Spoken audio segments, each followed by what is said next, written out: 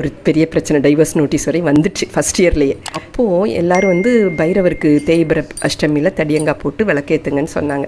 நான் பெருமான்கிட்ட உருகி கேட்டேன், கோயிலில் போய் தான் பரிகாரம் செய்யணுமா, உங்கள் வழியில் ஒரு பரிகாரம் கிடையாதான்னு நான் கேட்டப்போ வீரனையான் இருந்தாங்க, இப்போ இல்லை, அவங்க சொல்லிட்டு போனாங்க.